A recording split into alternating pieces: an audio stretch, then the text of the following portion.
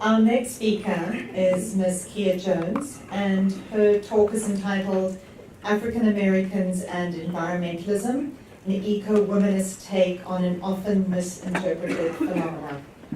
Ms. Jones is a doctoral student in ecology, spirituality, and religion at the California Institute of Integral Studies, where she received her MA in the same department in 2014. She received her BA from St. Mary's College in Los Angeles in biology in 2001. During her long hiatus from formal education, she independently pursued education in religious studies, worked with children in foster care, and developmentally disabled adults. During this time, she also took a year off to travel, spending time in India, Nepal, Europe, Mexico, and returning to the US. Amongst her interests are reading, languages, naturalism, and nature awareness, and rehoming and travel. She is passionate about family books, trees, and worms. When not working or engaged in graduate studies, Kia can often be found talking with cats, trees, and any other living beings that happen to be by her. Welcome, Kia.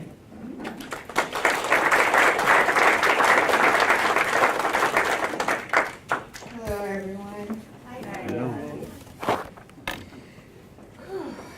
This is going to be difficult. Thank you. So, Elizabeth asked me to do a talk here a couple months ago. I said yes. I've regretted it ever since. Partly, or maybe especially because this brings up so many issues for me, so much pain, so many things that I have not dealt with. Speak louder. Yeah, absolutely. And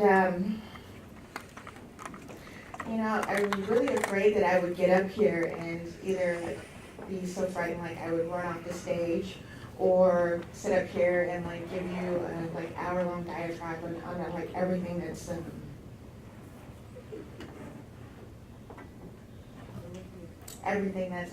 upset me and has caused me so much pain and anxiety. And really, I was struggling with what to talk about. And I know this is about women and the environment, and I was really what's really been coming up for me is more racial issues instead of just specifically focusing on women. And it took a lot of soul searching for me to figure out what to do or what to say when I came up here. And the truth is I still haven't figured it out, so bear with me, it's going to be interesting.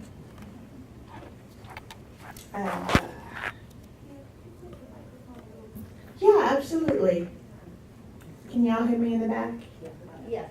Awesome.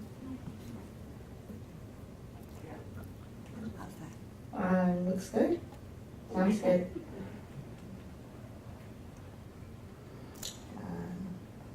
So, the gender issue, the gender question, something that we've been brought here about, is something that I really can't separate from the fact that I am an African American woman. I'm always an African American woman. I'm never just a woman. And so these two things are always connected for me. And in truth, I think that most of the things that have been most hurtful for me have come because of the fact that I do have this brown skin, and not necessarily because of my gender.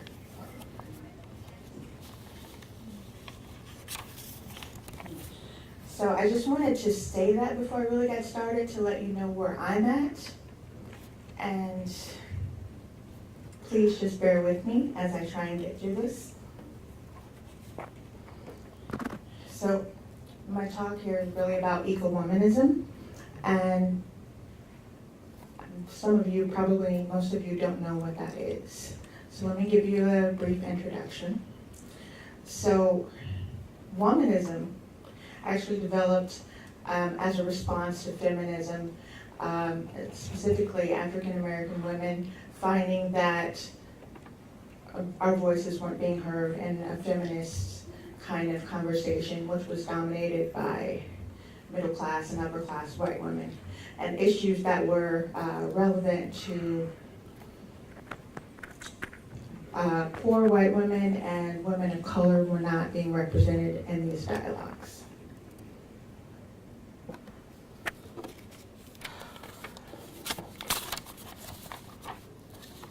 And an 1851 speech at the Women's Convention in Akron, Ohio, Sojourner Truth remarked that that man over there says that women need to be helped into carriages and lifted over ditches and to have the best place everywhere. Nobody ever helps me into carriages or over mud puddles or gives me the best place. And ain't I a woman?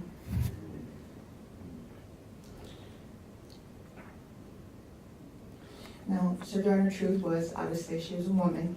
She was also a former slave.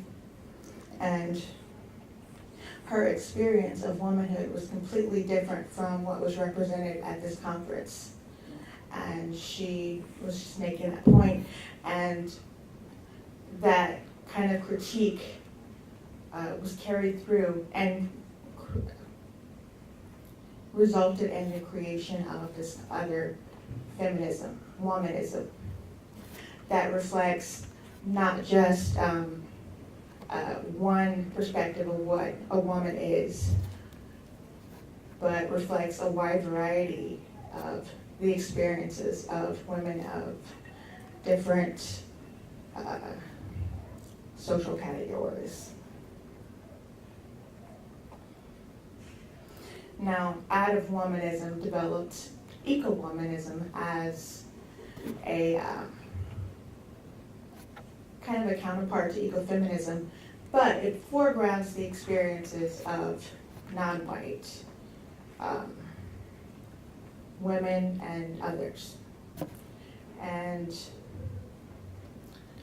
I just want to point out that while I will be talking specifically about African American women today, the term ecowomanism is widely used around the world to describe the experiences of people who aren't comfortable with that category of feminism or ecofeminism, but who want to foreground their own individual experiences or the experiences of their communities. And I stand in solidarity with all those who use the term today, not just with African American women, although I will be talking about the African American experience.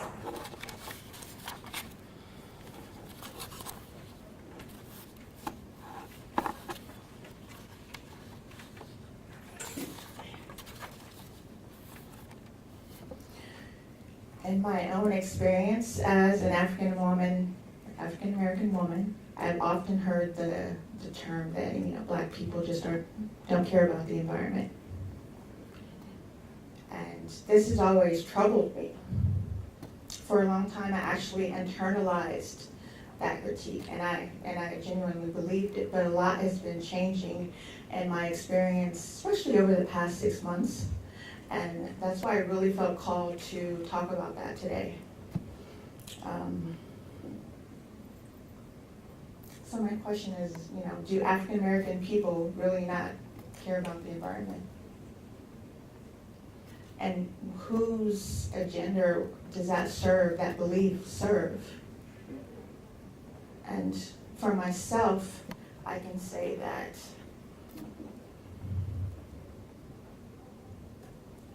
I have a profound connection to the natural world, and it just gets me through all of the tough experiences that I have to deal with.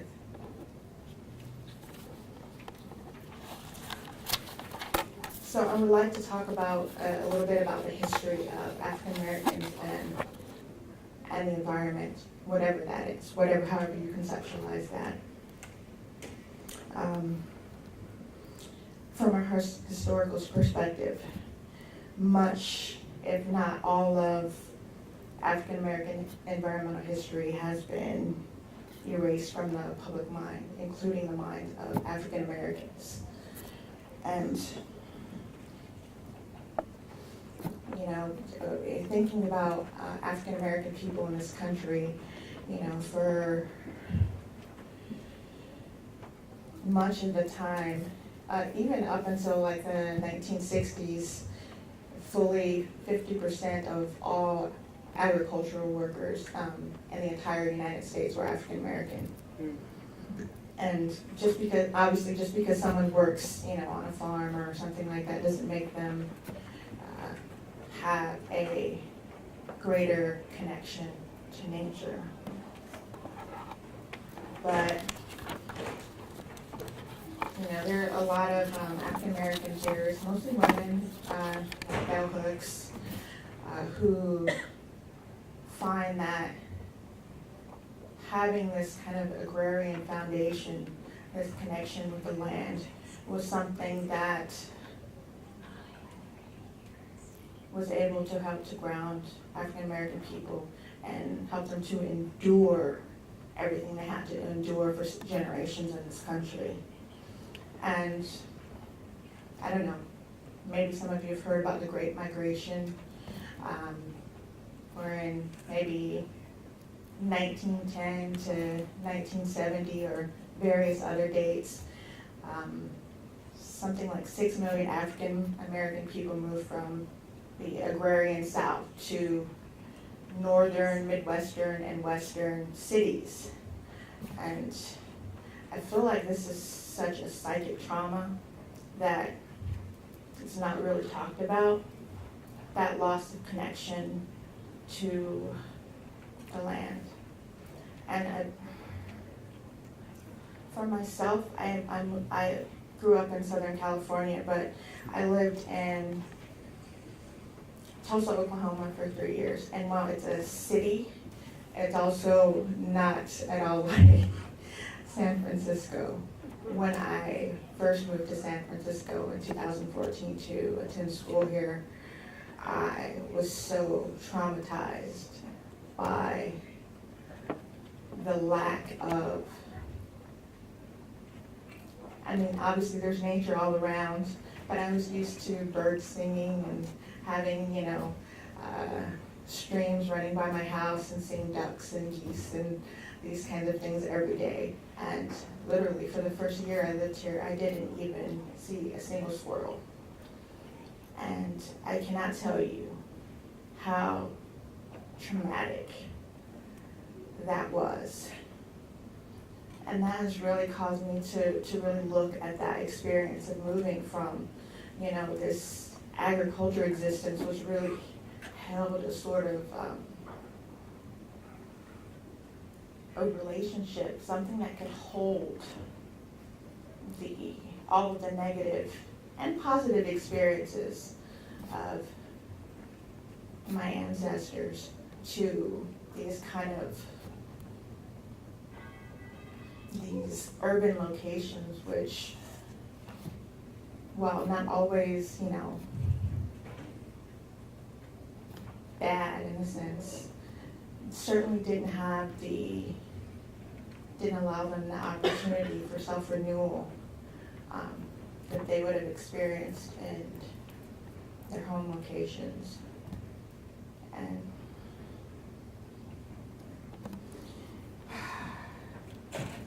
along with that, of course, was a loss of community and, you know, really the beginning of the erasure of this history that we have of relationship with the natural world. And even today, trying to talk with some of my elders about some of these things, there's so much resistance. And it feels like it's, you know, it's traumatic for them to talk about. And even going to talk about my mom here. Sorry, Mom. My mother, who staunchly does not like, you know, the natural world, who's very much a city girl. You know, every year or so she has to go out and pick wild onions or go to a farm and pick her own vegetables. And I don't think that she could ever explain this in a way that she even herself would understand. But there is a sort of psychological need to do this, to renew something in herself. And the reality is that she could always go and get those things at the grocery store or, you know, buy them from someone. She doesn't have to do it herself. But there is that need to connect, to go in. And for myself, one of the things that I've done is I've got, you know, some people here have heard me talk about my worms. I actually have a little worm farm in my room at my house. And when I am in despair, or when I'm happy, or, you know, whatever the circumstances, sometimes I just need to put my hands in there. And I can't describe how healing it is. The worms don't like it. I'll be honest. As soon as I take the top off, they make a run for it. But it does help me, and I don't think it hurts them necessarily. So we have kind of a relationship where I feed them, and every once in a while I get to put my hands in there, and they sort of allow me to do that.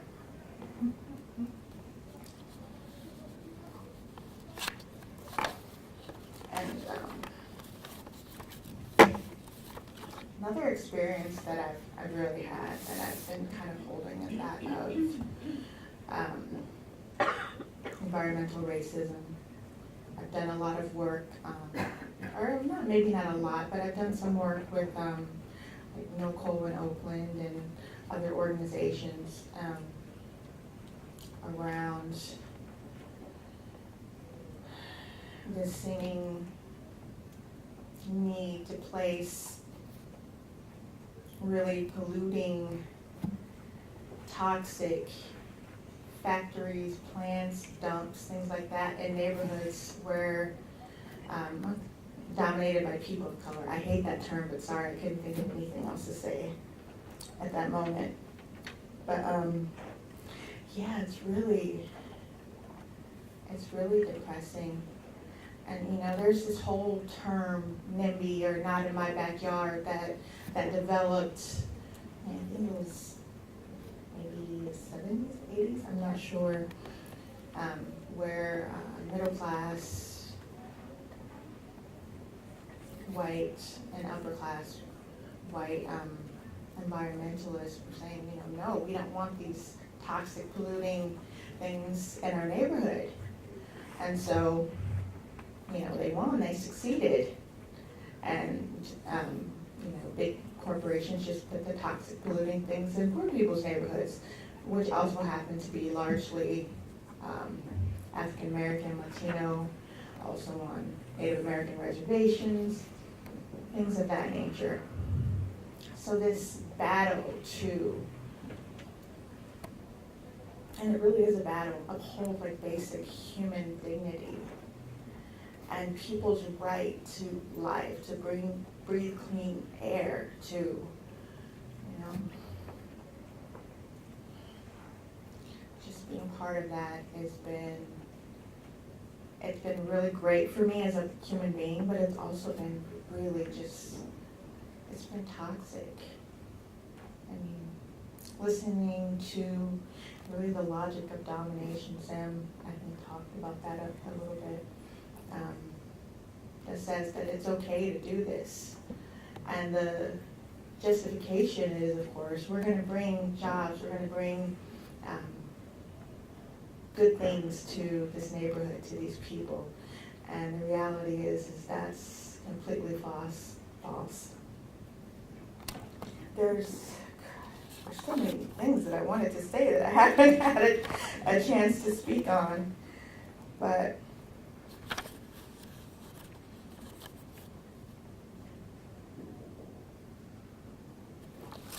there's a lovely quote from Alice Walker's The Color Purple that I kind of, I don't know, it kind of sticks with me, and it's the character Chick Avery in the novel who says, "My first step from the old white man was trees, then air, then birds, then other people. But one day, when I was sitting quiet and feeling like a motherless child, it come to me, a feeling of being part of everything, not separate at all. I knew that if I cut a tree, my arm would bleed. And I laughed, and I cried, and I ran all around the house. And that is the kind of renewal that I get from being a member of a natural community and not someone who's trying to dominate or control it." And I think I have a little time left, but I'm gonna finish.